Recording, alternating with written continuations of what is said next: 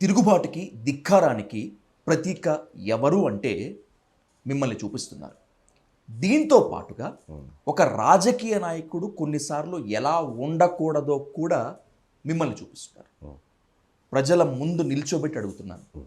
ప్రజలు మిమ్మల్ని ఎలా చూడాలి? మిమ్మల్ని మీ గురించి చెప్పుకోవాలంటే ఏం చెప్తారు? అయితే ఇవాళ ఒక రాజకీయ నాయకుడు ఎలా ఉండకూడదో మిమ్మల్ని చూపిస్తున్నారంటే చూపించేది ఎవరు? అగ్రవర్ణాలే చూపిస్తారు.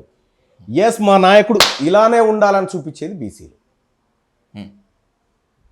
మా నాయకుడు ఇలాగే ఉండాలి మల్లన్న లాగా చూపించేది బీసీలు.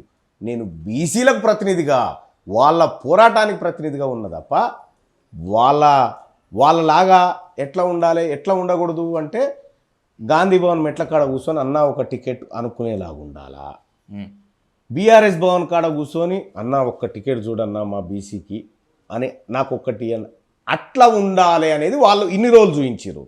తిరుగుబాటు ధిక్కారంగా ఉండాలి అనేది నేను చూపించిన. అది డిఫరెన్స్. నాకు వాళ్ళ ఐఎస్ఐ ముద్రలు ఏం అక్కర్లేదు.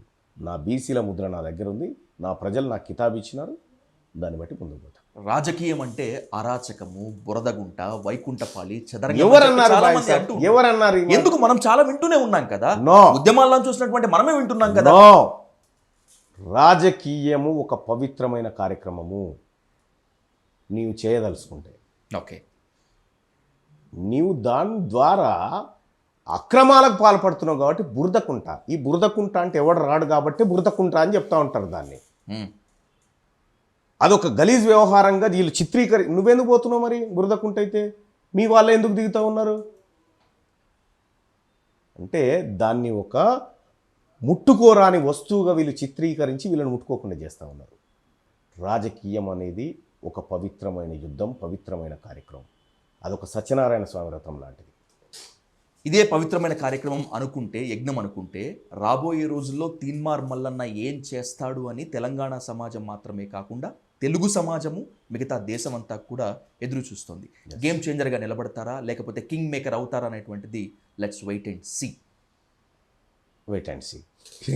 ఎందుకంటే నా ముందున్నది ఒకే ఒక కార్యక్రమం.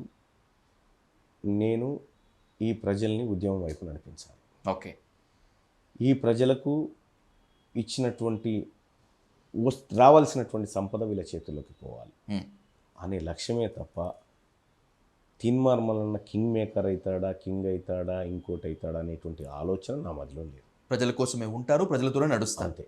అదే ఈ ప్రజా ఉద్యమంలో ఒక కార్యకర్తను మాత్రమే.